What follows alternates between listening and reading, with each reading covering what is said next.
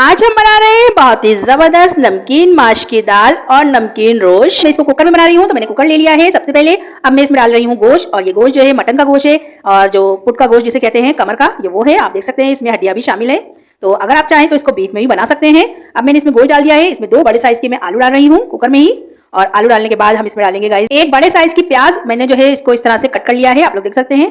5 से 6 पीस मैंने इसे कर लिए हैं। 8 अदद जो है मैं इसमें हरी मिर्च डाल रही हूँ, आप कम या ज्यादा भी कर सकते हैं। अब मैं इसमें डाल रही हूँ काली मिर्च, और काली मिर्च मैंने ली थी 1 टेबल स्पून। इसके बाद मैं हल्दी डाल रही हूँ 1/2 टी स्पून, ताकि जब यखनी बने इसका कलर जो है बहुत अच्छा है यखनी का। और हल्दी डालने के बाद हम इसमें डालेंगे 1/2 टी स्पून जो है नमक। 1 टमाटर छोटे साइज का, इसको मैंने बीच में से कट कर लिया है। और अब मैं इसमें डाल रही हूँ 2 गिलास पानी, ताकि ये अच्छी तरह पक जाए और इसमें यखनी भी बन जाए। इसको मैं 20 मिनट के लिए पकने के लिए रख दूंगी मीडियम फ्लेम पर, जब तक नमकीन गोश्त बन रहा है। गाइस चलिए हम दूसरा काम कर लेते हैं। ये देखिए मैंने जो है 1 पाव माश की दाल ली है, और इसको फुल मैंने बॉईल कर लिया है। आपको मैं तोड़कर भी दिखा देती हूँ, आप लोग भी इसको फुल बॉईल कर लिएगा। और इसमें मैंने सिर्फ और सिर्फ 1/2 टी स्पून नमक ऐड करा था। 1 अदद मैंने बड़े साइज की प्याज ली है, इसको बारीक कट कर लिया है। लहसुन और अदरक का पेस्ट लिया है मैंने 1 टी स्पून। 8 अदद हरी मिर्ची ली है, इसको भी मैंने कट कर लिया है। और 3 अदद जो है मैंने टमाटर लिए थे दरमियानी साइज के, इसको मैंने कट कर लिया है। और थोड़ा सा धनिया लिया है। तो चलिए गाइस नमकीन माश की दाल को बनाना स्टार्ट करते हैं। मैंने जो है एक कढ़ाई में आधा कप ऑयल डाल दिया है, इसको अच्छी तरह गर्म कर लिया है। अब मैं सबसे पहले इसमें प्याज ऐड कर रही हूँ, और प्याज ऐड करने के बाद हमें इसको जो है ब्राउन करना है। आज हमारी जो है ब्राउन हो चुकी है, बस हमें इतनी ही इसको ब्राउन करनी है। अब हम सबसे पहले इसमें ऐड कर देंगे लहसुन और अदरक का पेस्ट, जो हमने निकाल के रखा है, ताकि वो भी अच्छी तरह भुन जाए। ये देखिए मैंने लहसुन अदरक का पेस्ट इसमें ऐड कर दिया है। इसको अच्छी तरह मिक्स करेंगे, ताकि ऑयल का टेम्परेचर जो है थोड़ा डाउन हो जाए, प्याज हमारी जले नहीं। अब मैंने कटी हुई हरी मिर्च और टमाटर भी इसमें ऐड कर दिए हैं। इसके साथ हम इसको अच्छी तरह भूनेंगे। तकरीबन 2 से 3 मिनट लगेंगे गाइस इसको भुनने में। जब तक जो है ये भुन नहीं जाता, जब तक हम इसको मिक्स करते रहेंगे। अब मैं इसमें ऐड कर रही हूँ 1/2 टी स्पून नमक, क्योंकि नमक जो है हमने 1/2 टी स्पून दाल को बॉईल करते हुए भी ऐड करा था। नमक ऐड करने के बाद हम इसको मिक्स करेंगे, और बाकी जो दाल है उबली हुई वो सारी इसमें डाल देंगे।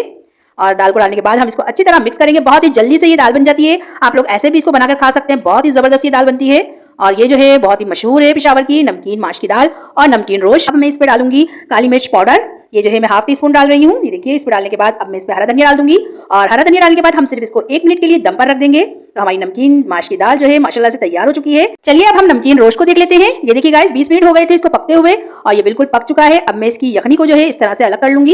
ये देखिए मैंने इसकी जो है यखनी जितनी भी थी वो सारी निकाल ली है। अब हम इसको जो है रख देंगे यखनी को अलग कर कर। अब हम जो है गोश्त को तड़का लगाएंगे। ये देखिए मैंने आधा कप ऑयल को गर्म करने रख दिया है। बहुत ही अच्छी तरह गर्म करना है इसको, और गर्म करने के बाद हम इस पे गोश्त पे जो है सारा का सारा ऑयल गरम गरम डाल देंगे फौरन।